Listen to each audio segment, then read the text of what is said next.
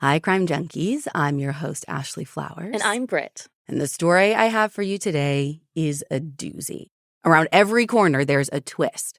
After a woman goes missing, it's up to law enforcement and her children to make sure justice is served. But listen closely, because we think that there might be more crimes out there connected to this case that are yet to be solved. This is the story of Charlotte Grabby.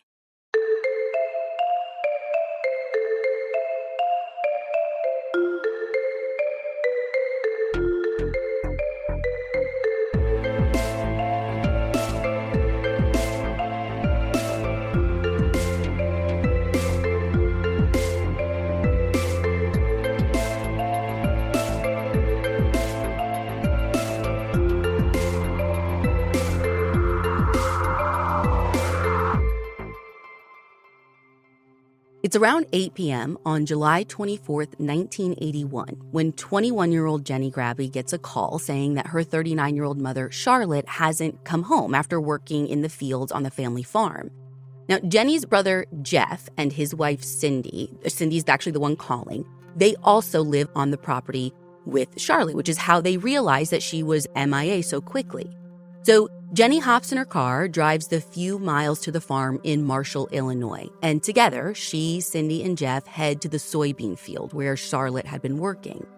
Now, even though she's nowhere to be seen, when they show up, they know she was here because they look in the shed that's nearby and they find Charlotte's tractor. They find Charlotte's lunchbox sitting on it, and inside the lunchbox, they find Charlotte's migraine medicine.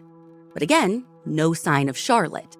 And no sign of her car, which, you could say would be all the more reason to think maybe she left on her own.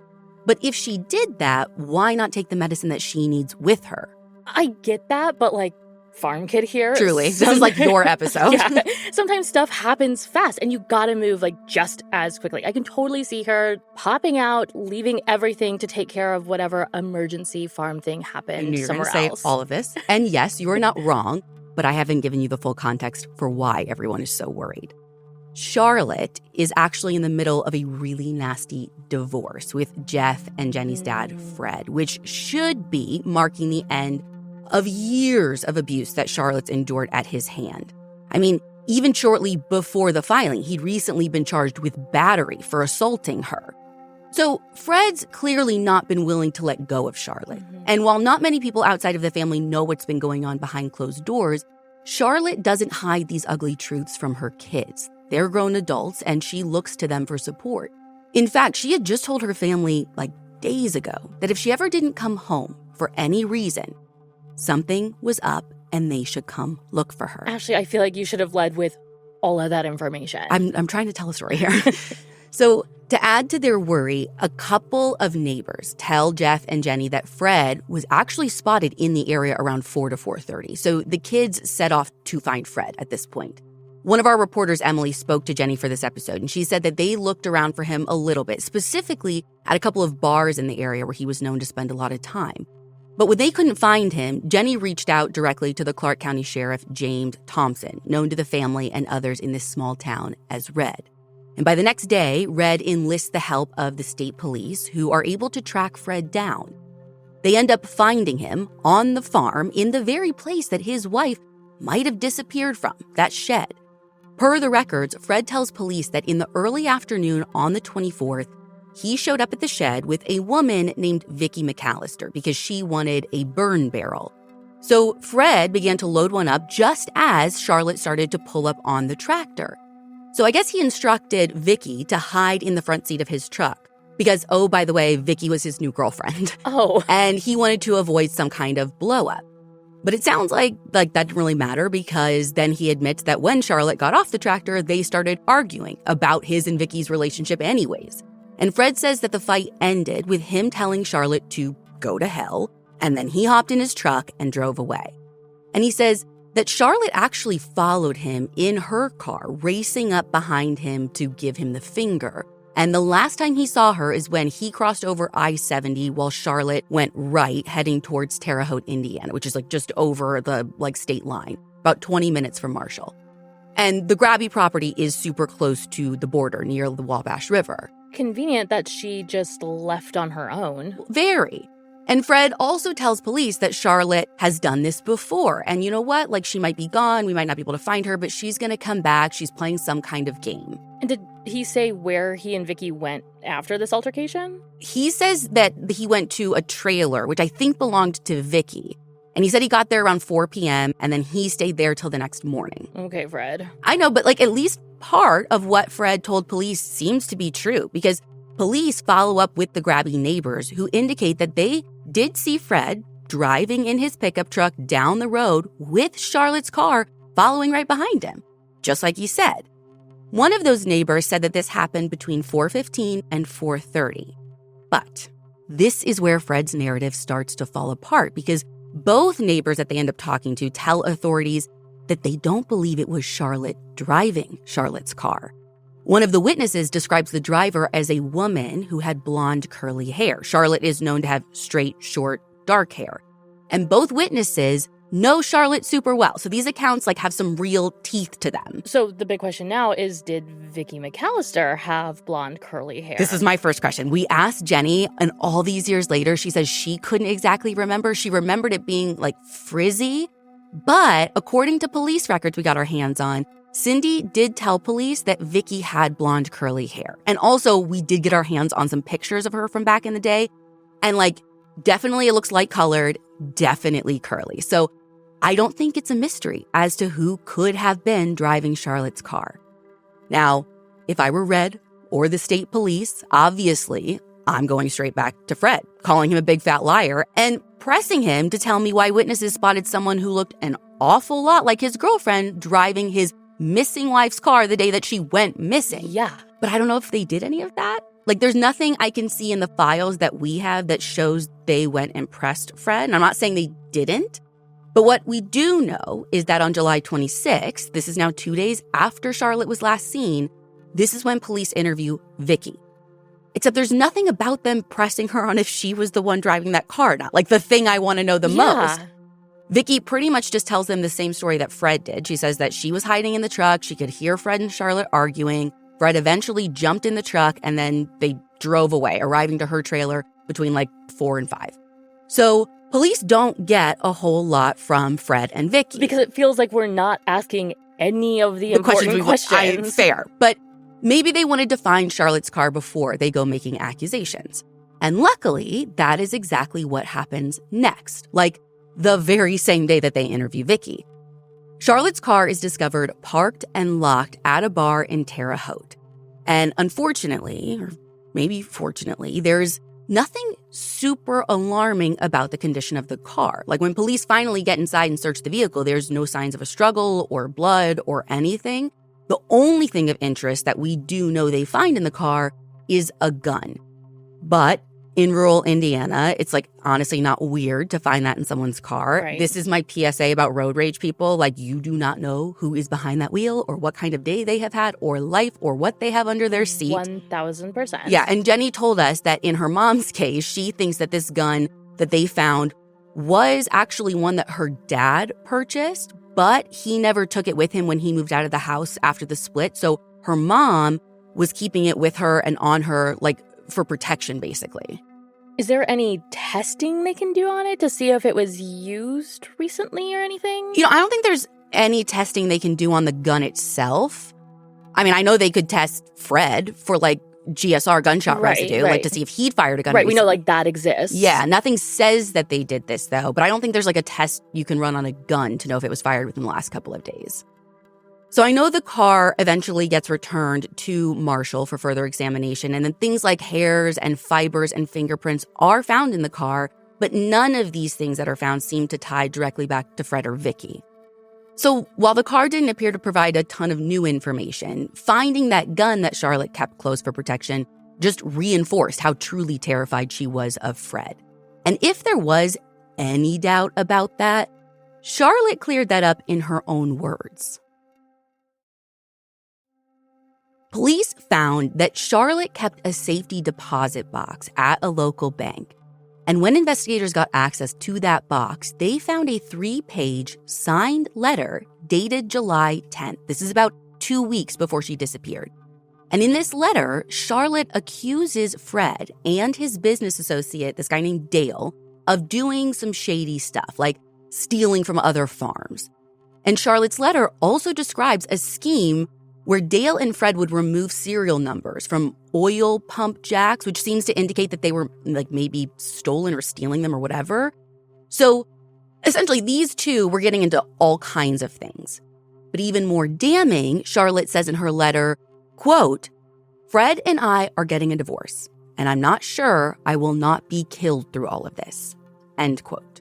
You know, it's always so like chilling but devastating to me when a victim like sees it coming. I know. Like it's like a train barreling towards them that they can't stop. They can do nothing to stop. You want to like reach back in time and be like, you're writing this letter for a reason. Like, you're not crazy. You need to do something, like reach out for help, do something. Right. And this is like, the PSA we do to everyone. Like, if you're having those feelings, like so many times people are like, well, it's not going to happen to me. And I'm going to write it down just in case. I'm overreacting. Just in case is like, you're at a line that like, it's already gone far too far. So like, we're going to have a ton of links to resources in the show notes, but like there are plenty of people out there like Charlotte who are like doing things like this, writing this letter. So the signs that Charlotte was in danger before she vanished were very real, not just in the form of assaults from Fred. Jeff tells police that actually the day before Charlotte's disappearance, she got a strange call from a woman.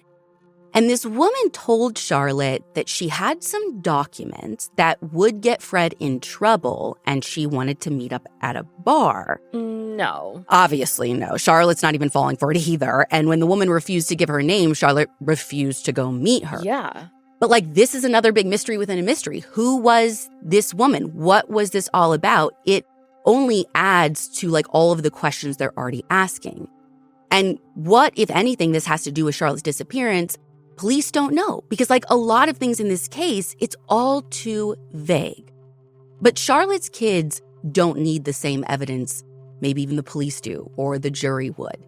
They are convinced from the jump that their own father murdered their mother. But not everyone is on that train.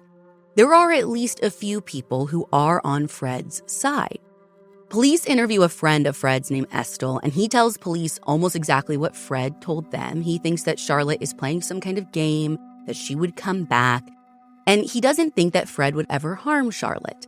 Police also talk to Fred's business associate, Dale, and according to a Forensic Files episode, he, oddly enough, tells police that he, thinks Fred didn't do it because Fred was with him at his house on the night of the 24th. Okay, get your story straight, Dale. Right, because like Fred's saying he's at Vicki's, right? Like, right, and also like I feel like we should take anything Dale says with like a grain of salt. Like he was probably doing illegal stuff with Fred. Precisely. And worth noting that Jenny told us that Charlotte was afraid of Dale too.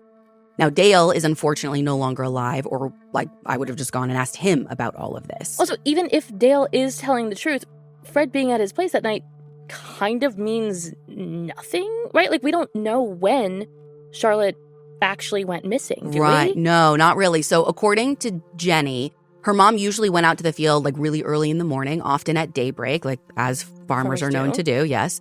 Sometimes she would work till like late in the night. The only thing we have to even kind of give us a timeline are those neighbors who saw Fred and not Charlotte driving away. So like remember, one of those neighbors puts this between 4:15 and 4:30 p.m.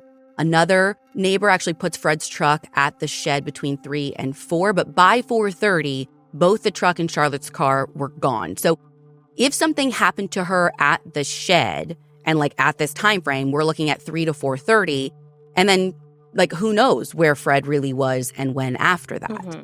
Now, as August rolls in, authorities and locals form search parties to look for Charlotte, including searching the Wabash River near the Grabby property. But it is a needle in a haystack because Marshall is located in rural Illinois, and the area is quite literally thousands of acres of corn and soybean fields. Our reporter Emily actually was able to interview Fred for this episode, and he said that they had over 1,000 acres, with most of it being in Illinois, but like some of the land crossed the state line into Indiana. And this feels so similar to where I grew up. Oh, like, yeah. I just remember like miles and miles of fields with like these little houses peppered here and there, some wooded areas. Sometimes they're like separating the field. Sometimes they're just like in the middle hanging out. Right. Like, And it's not like there's a lot out there. And when you think about like even like cornfields and stuff too, like the corn is high this time of year. Yeah. It's not like you can just like peer far and wide. Yeah. And again, like there's not much going on. There's not a lot out there. But if you're looking for something, Yeah. the land can just seem endless to a point. And for everyone who did not grow up on a farm like you, Emily actually went out there with Jenny to like look at the property where she was last seen. So we're gonna have photos up there today. It's still even very rural today, so you guys can kind of get a sense of what we're talking about for our city folk. Now, by September, probably feeling a tug of desperation, the police actually call in a psychic to make sure they're just leaving no stone unturned. But even then, they have no luck locating Charlotte. Or should I say, Charlotte's remains. Because Jenny and Jeff are sure that their mother is gone. And they're so sure who is responsible. So it's like salt in the wound for them when their father does an interview with the Herald and Review and now publicly says that he thinks his wife is alive. Okay, Fred. And this just pushes Jeff and Jenny even more, and they pressure authorities to convene a grand jury. And in October of 1981, they get their wish, sort of. What's a sort of grand jury? Well, no, there's a regular grand jury, not a sort of grand jury, but the problem is when Fred and his girlfriend Vicki appear before the grand jury, they just plead the fifth. So like the people they believe know something that they're like pushing this grand jury for aren't saying a word. Well, and it's also not like this is just a suspect off the streets for Jenny and Jeff. Like this is their dad. Yeah, I know. Are they like totally estranged by this point? Or are they still trying to talk to him, convince him to like tell them what happened? Jenny told us that she was for sure by that time, like she was done, but she can't speak for her brother Jeff. She said that she has reasons to believe that Jeff was still speaking to their dad back then. But in the end, after this grand jury, the prosecutor informed her that they didn't have enough evidence for an indictment coming out of that. And when Jenny asked the prosecutor what they would need, he pointed to two things. He said, if this is going to move forward, we either need a body or we need a witness. But neither of those things were materializing. Then months turn into years. And by August of 1984, with her mother's case now 3 years old, Jenny hires a private investigator named Charles Pearson. And technically, at least according to a single source, like he's actually the second PI hired. Like another brought on a few years earlier didn't really make any real progress, like finding answers in the case. So this is the second one. Charles, though, has this idea that he thinks could help Jenny get what she needs. He discovers that by this point, Vicki Mallister and Fred Grabby are no longer together. Okay, I feel like this is one of your favorite little reminders. Years change things. Relationships. Yeah, nobody wants allegiances. a case to go cold, but there is like this like point before you lose everyone in the case where like it could actually be a huge benefit if you didn't make progress before. Yeah, time makes people maybe change their mind about talking. Like this could be huge for this case. And this is what Charles is thinking too. Now, at first, he wants to be sly about this. So he doesn't just like go straight to Vicki. He starts hanging around some bars where Vicki is known to drink, play pool. The Chicago Tribune reports that they meet at one of the bars. They become kind of friendly. And after he weasels his way in, gains her trust, whatever, he eventually drops the charade, explains that he's a PI, and then presses Vicki on what she might know about Charlotte's disappearance. And to his surprise, girl just tells him the truth, like admitting, yes, she drove Charlotte's car that day. And yes, she knows exactly what happened because she witnessed it.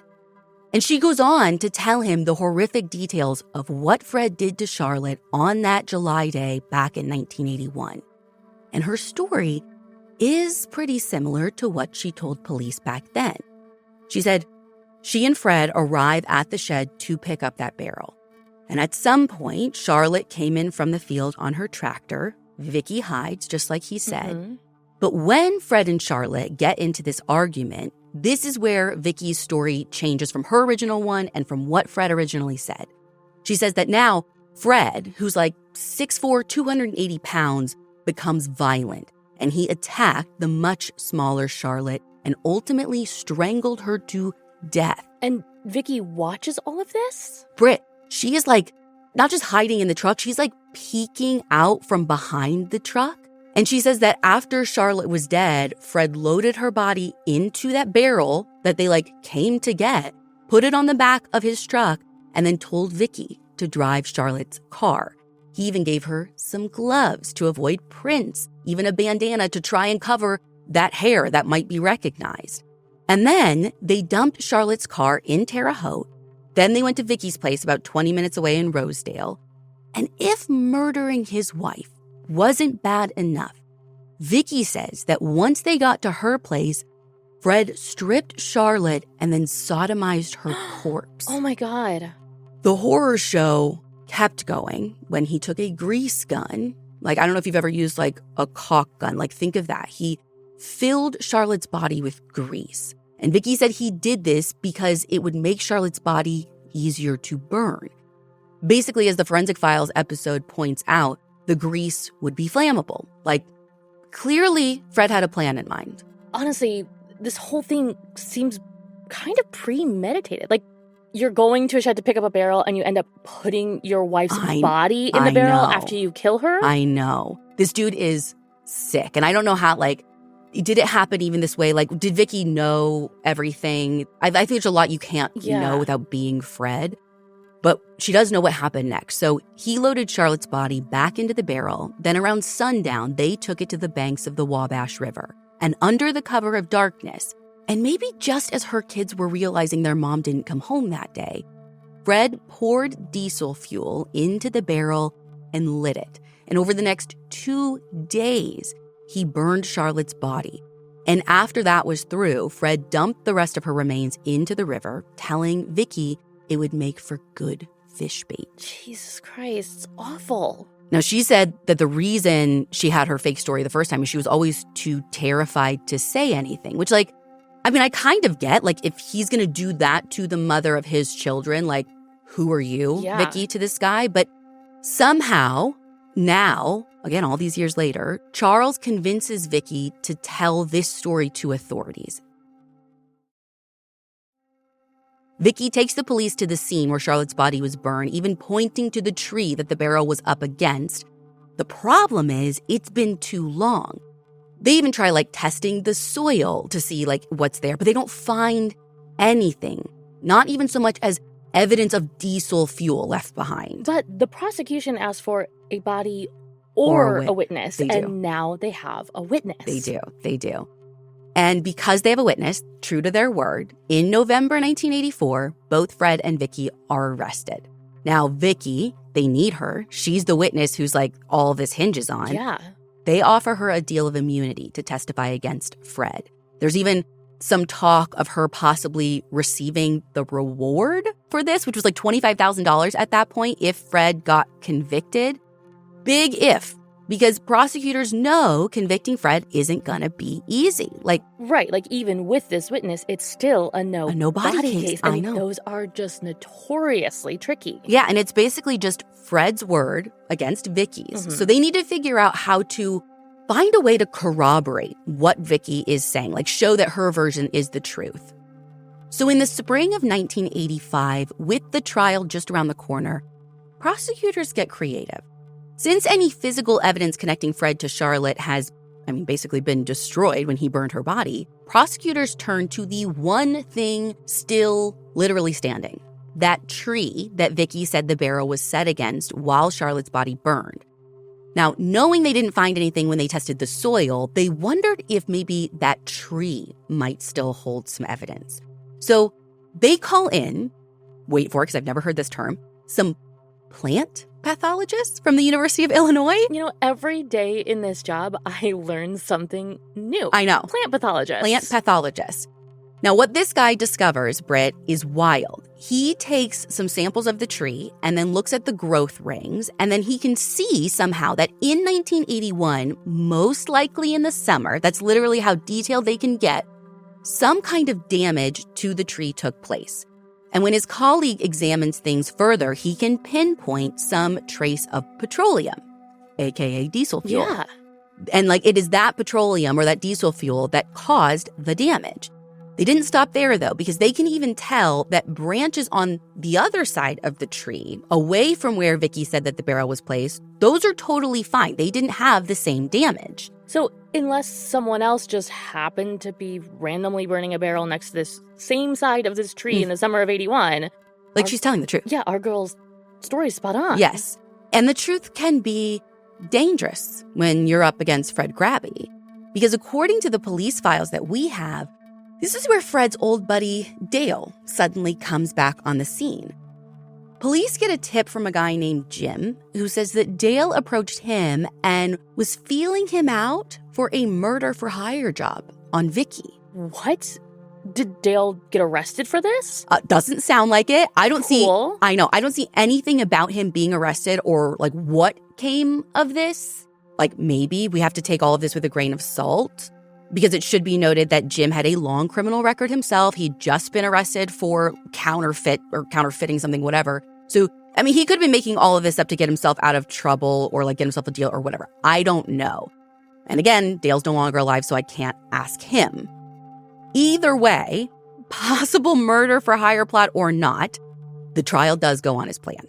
Prosecutors are able to prove their case to the jury by putting those tree experts on the stand along with Vicki and Fred's own children, who do not hold back.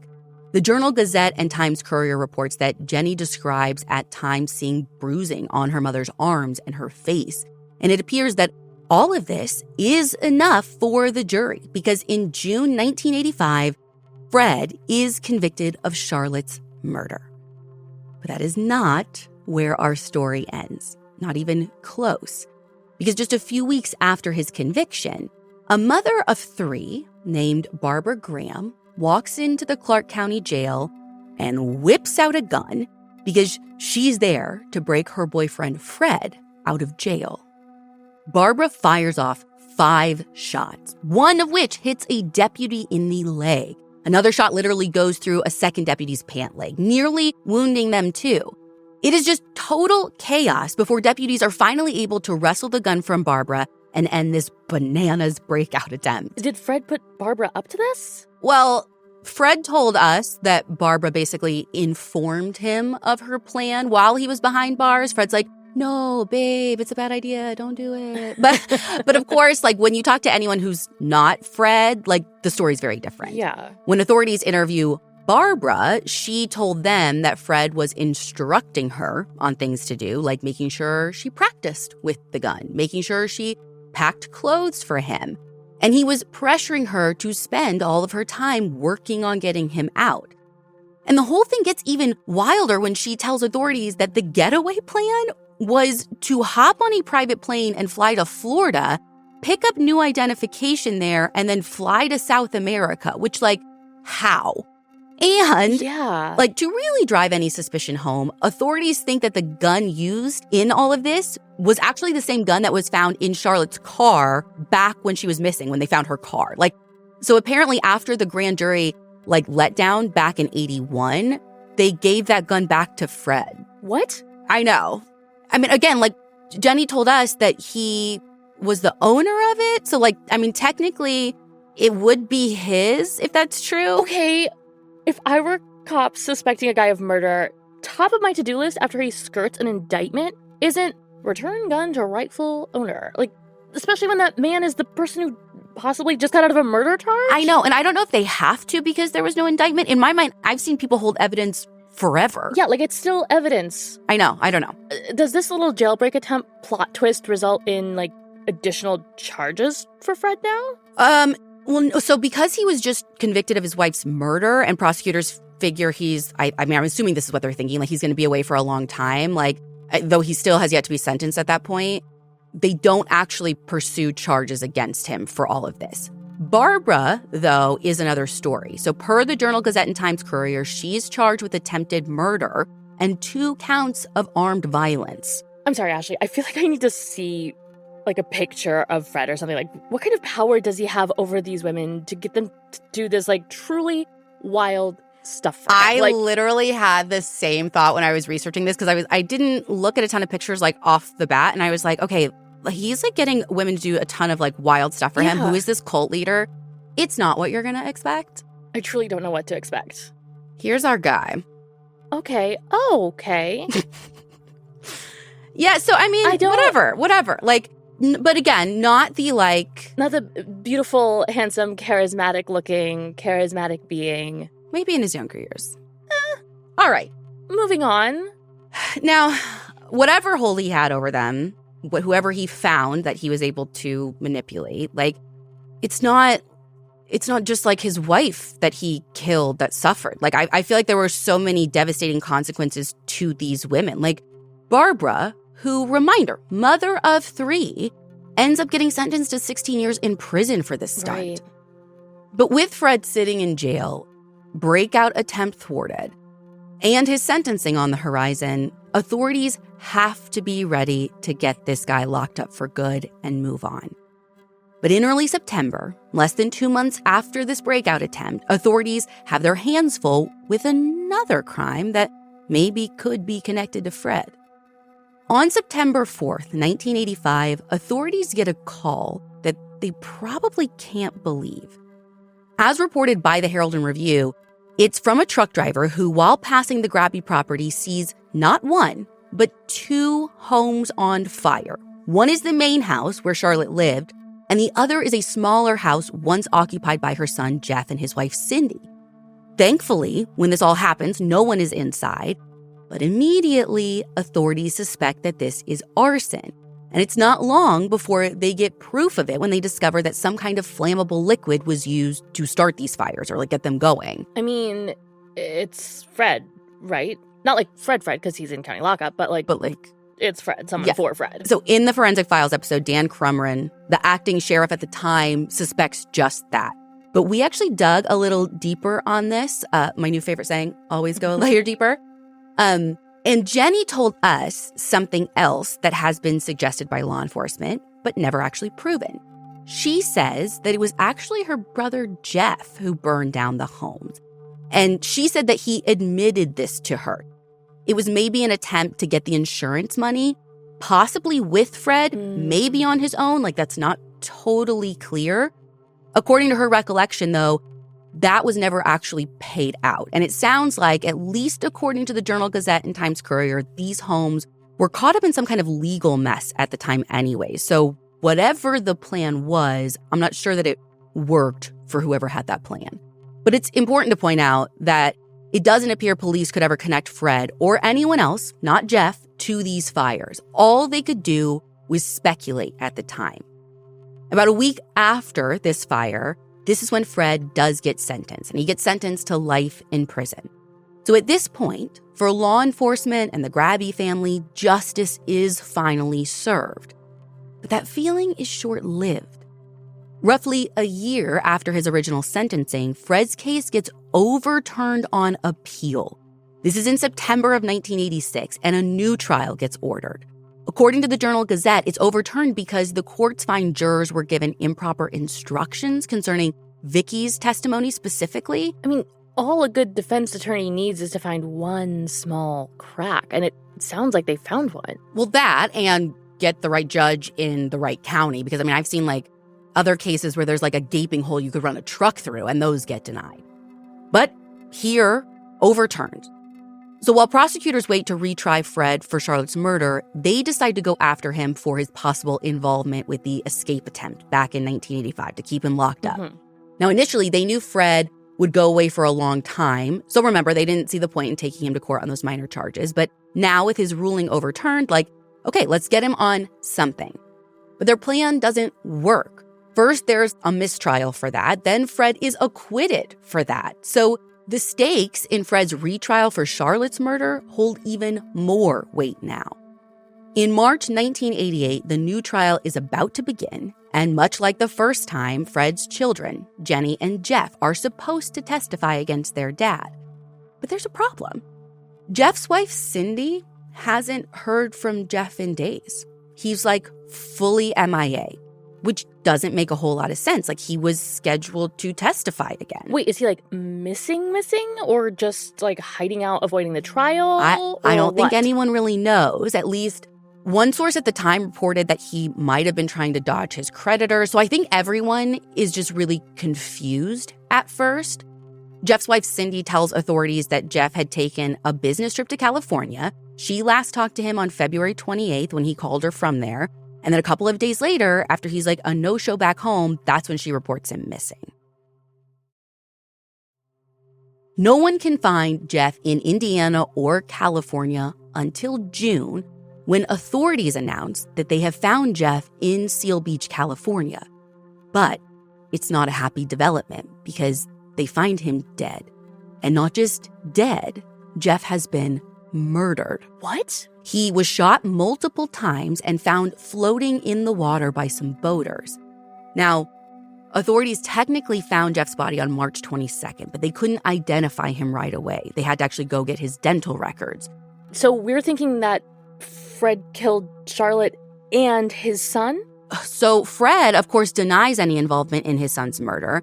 And actually, in this one, he might not be lying because California authorities did seem to have a pretty detailed idea of what happened to Jeff. Like, I guess he had gotten caught up in some kind of money laundering and bank fraud thing.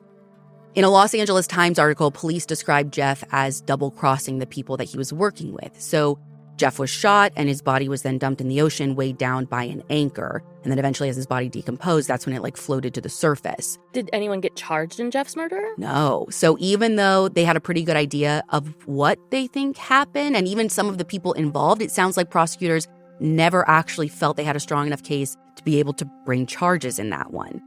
Now, the very smallest piece of solace and good news for Jenny in this mountain of tragedy that is her life now is that even though her brother wasn't around to testify, Fred's trial did move forward as planned, and he was convicted again.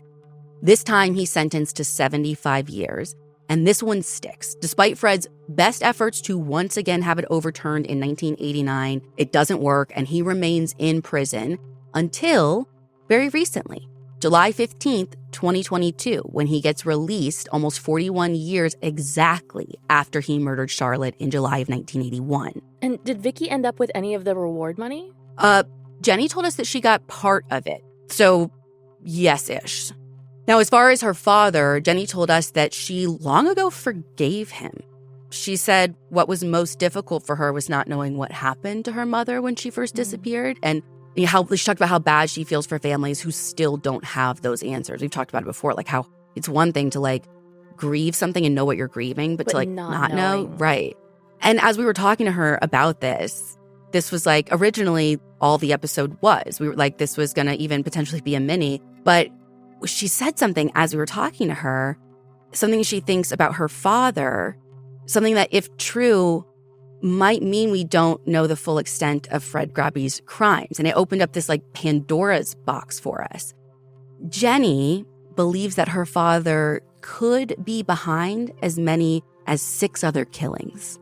I'm sorry, 6 other people? Are you kidding me? What makes her think that? She thinks this because one of them, she says she witnessed herself when she was about 7 years old. And then the other ones are based on what people told her over the years, because she didn't stop digging once her father went to jail. I guess she pressed on for more answers. And from what she was told, it sounds like wherever Fred Grabby went, death seemed to follow. And this wasn't a totally new idea. Vicki was also vocal about Fred allegedly having other victims. According to the Journal-Gazette and Times-Courier, Vicki testified in Fred's trial that he told her about other murders he committed. 2 of the other victims were women, and their killings happened at an apartment in Indianapolis and were connected to some kind of union dispute that he was in charge of taking care of. And she alleged that Fred also killed a man who shot his dog when he was younger. But Fred told Emily when she confronted him about this that it was one of his buddies who did this and it got pinned on him. So he's not saying it didn't happen. Were any of these ever investigated? So this is the thing where I'm saying it's a Pandora's box. We don't know. Like, details on these are super scarce. Believe me, we still have our team digging, like still going. It's part of why I wanted to put this episode out now as opposed to waiting, because there's a lot of power in our audience and someone out there might have information for us. And I think we're running out of time because Fred is 85 years old. Jenny told us that she doesn't think he's in good health. Obviously, she doesn't go visit him. Again, forgiving him and having a relationship with him are very different things. But we went and visited him. When our reporter Emily interviewed Fred at the retirement facility he's currently living in, she asked him about these alleged other murders that people like Jenny and Vicki point to. And she asked him about Charlotte's murder, too. And while Fred admits that he was a violent man at times, involved in numerous fights back in the day, he denied murdering anyone, including Charlotte, despite being found guilty by 2 separate juries. He claims he was never even abusive to Charlotte. And you would think that the least Fred could do at this point in his life is face what he's done, if not for himself, then for his surviving daughter. But no. And we asked him about the house fires too. He conveniently put that all on Jeff, his dead son, never implicating himself. But I think it is important to note that those house fires, not the only ones somewhat connected to Fred. Charlotte's stepmom, Ethel Gore, was found dead in a barn fire that had one single witness, Fred Grabby. And according to a single source, Ethel's leg was broken and there was a lighter near her body. But Ethel's family told the Terre Haute Star back then that a lighter is not something she would normally carry around with her. Now, when we asked Fred about this, he told Emily that Ethel smoked in the barn all the time. So who knows? But wait, there's more. So Charlotte's best friend, Judy Lindley, she was found dead of a gunshot wound to her chest just 4 months to the day after Charlotte went missing. And Emily got the inquest records for Judy's death. And get this, no autopsy was done.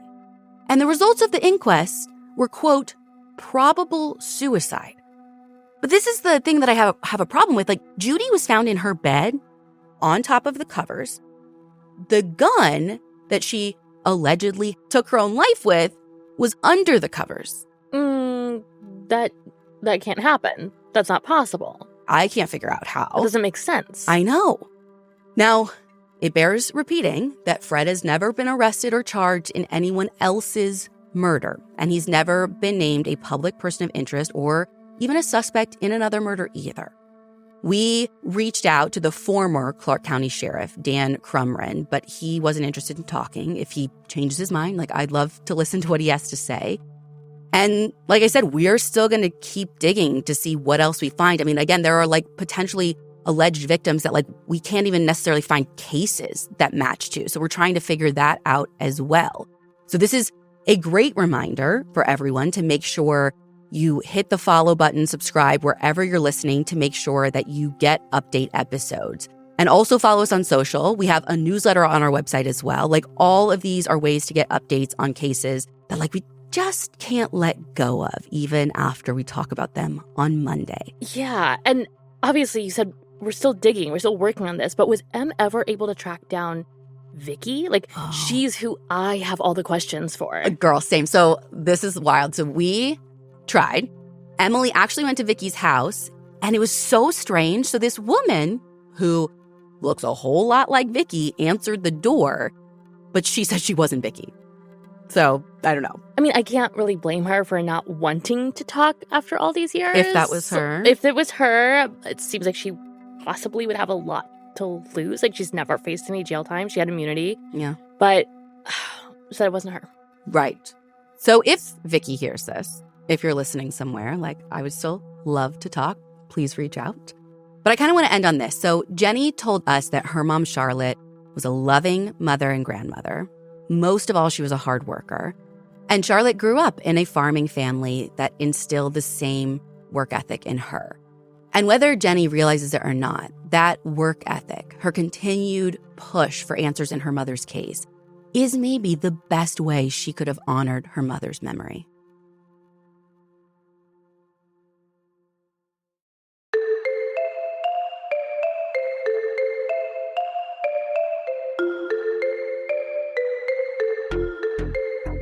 You can find all the source material for this episode on our website, crimejunkiepodcast.com. You can follow us on Instagram at Crime Junkie Podcast. And we'll be back next Monday with a brand new episode.